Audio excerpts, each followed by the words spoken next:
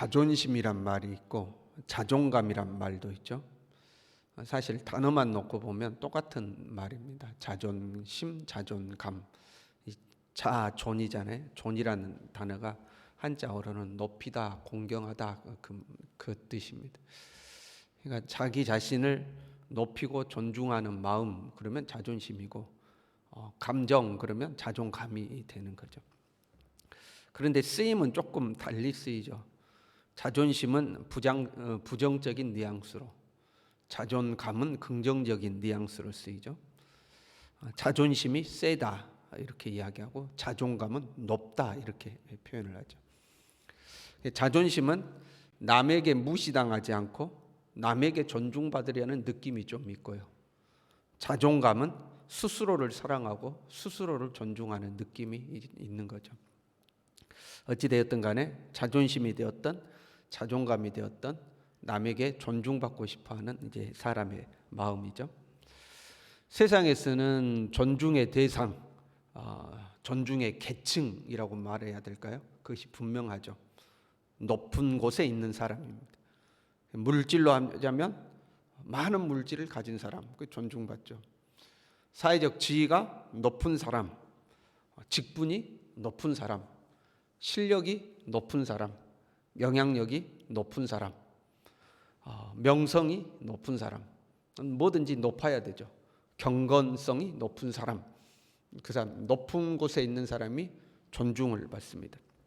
그렇지 못하면 무시당하기가 쉽죠. 그러나 사람이란 그 사람의 결과물로 존중받는 것이 아니라 그 존재만으로 존중을 받을 수 있어야 하죠. 높은 곳에 올라서 존중을 받는 것이 아니라 사람이란 존재만으로 존중을 받아야 되죠. 왜냐하면 우리는 모두 하나님의 작품이기 때문에 그렇죠. 하나님이 우리를 지으셨기 때문에 그것만으로도 우리는 존중을 받아야 합니다. 사회적 지위와 신분, 세상에서 높은 곳에 올라야 존중을 받잖아요. 사회적 지위와 신분과 상관없이 존중받기를 기대할 수 있는 곳이 이제 교회죠. 왜? 교회에서는 우리 모두가 하나님의 작품이기 때문에, 하나님의 자녀이기 때문에 서로 지위와 사회적 어떤 신분과 상관없이 존중받기를 기대하고 또 그렇게 존중을 받아야 하는 것이죠. 본문의 말씀을 보세요. 그 교회 안에 있는 사람들인데 하나님은 세상에서 별 볼품이 없는 사람들을 선택했다고 기록을 하고 있죠. 26절에요. 형제들아 너희를 부르심을 보라. 육체를 따라 지혜로운 자가 많지 아니하며 능한 자가 많지 아니하며 문벌 좋은 자가 많지 아니하도다. 지혜로운 자는 높은 교육을 받은 자 그런 말이고요. 능한 자는 높은 권세가 있는 자, 즉 이제 정치가를 말하는 거죠. 문벌이 있는 자는 상류계 계급을 말하고 있는 거예요. 귀족들. 우리 중에 실제로 높은 교육을 받은 자도 없고 높은 사회적 지위가 있는 자도 없고 명문가의 사람들도 없다 이제 이런 말이죠. 그리고 27절과 28절에 보면요. 미련한 것들, 약한 것들, 천한 것들, 멸시받는 것들, 없는 것들 이런 표현이 나옵니다. 실제로 문벌 좋은 사람도 없고 학벌 좋은 사람도 없고 사회적 지위가 높은 사람도 없고 대신 미련하고 약하고 천하고 멸시받고 없는 사람들, 하나님이 그런 우리를 선택했다는 거죠. 그러니까 이런 우리를 하나님이 선택했다는 것에 우리는 이제 감사할 따름이죠. 이런 내용의 본문을 크게 이제 두 가지로 이해할 수 있어요. 먼저는 미련하고 힘없고 약한 우리를 하나님이 선택해서 세상에서 지혜롭다고 하는 사람들, 세상에서 능력 있다고 하는 사람들을 부끄럽게 하셨다. 왜? 예수님의 십자가가 가장 큰 지혜고 가장 큰 능력이기 때문에. 자기들은 지혜롭다고 하면서 가장 지혜로운 예수 그리스도의 십자가를 못 알아봐. 자기들은 능력 있다고 하면서 가장 큰 능력인 예수 그리스도의 십자가 능력을 못 알아봐. 그런데 우리는 세상에서 비록 미련하고 천하고 약한 자들이지만 그 예수 그리스도의 십자가를 알아보고 그 십자가를 믿었으니 우리가 그들보다 지혜롭다. 우리가 그들보다 능력 있다. 이제 이런 의미가 됩니다.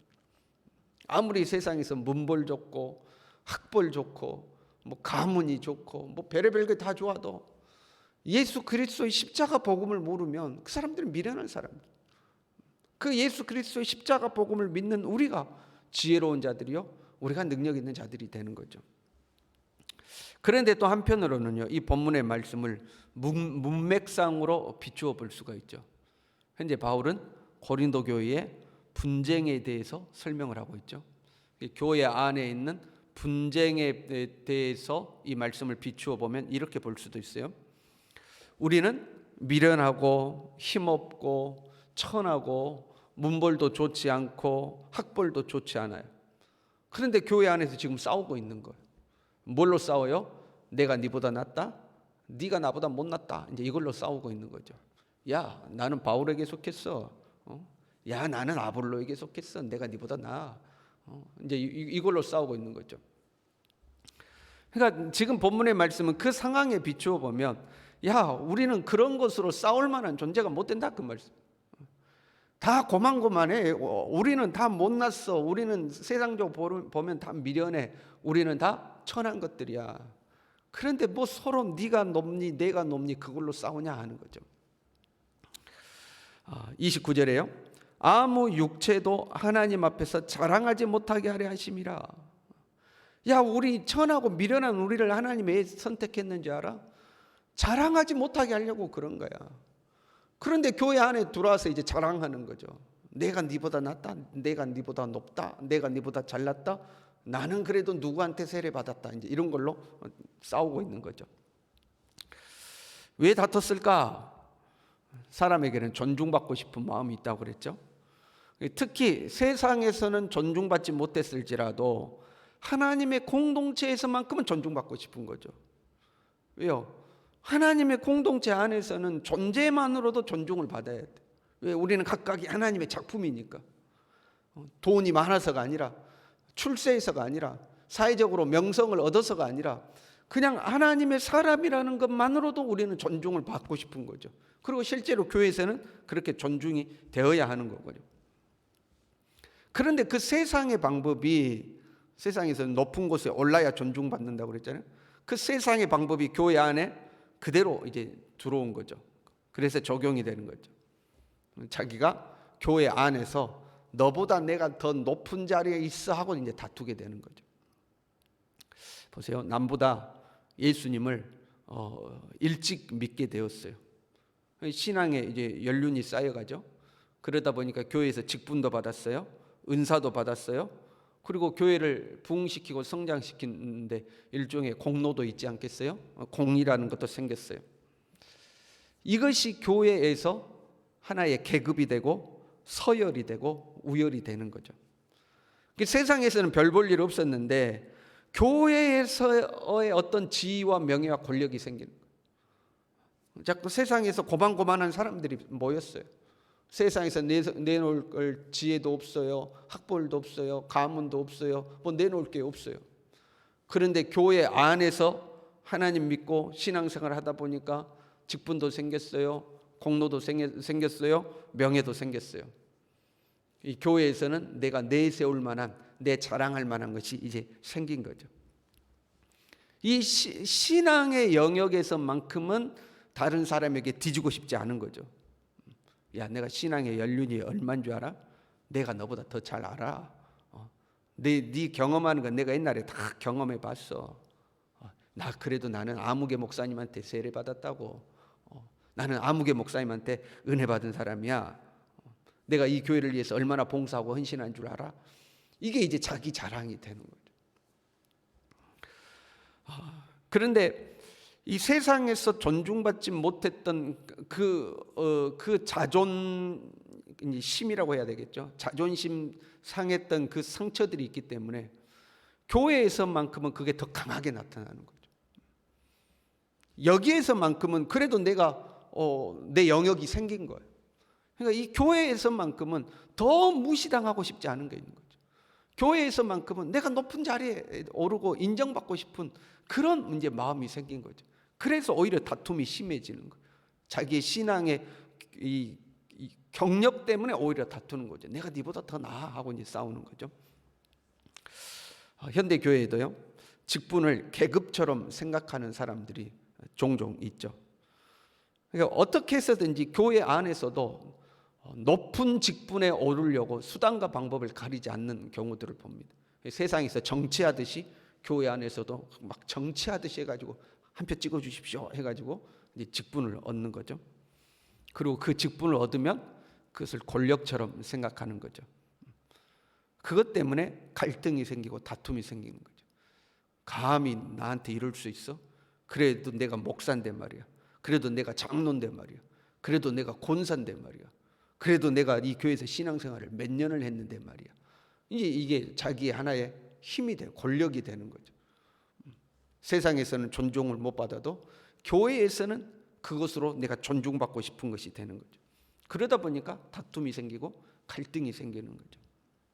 그런데 그런 것으로 내 자신을 자랑하고 그런 것으로 갈등하고 다투는 것 자체가 십자가 복음을 알지 못하는 거죠.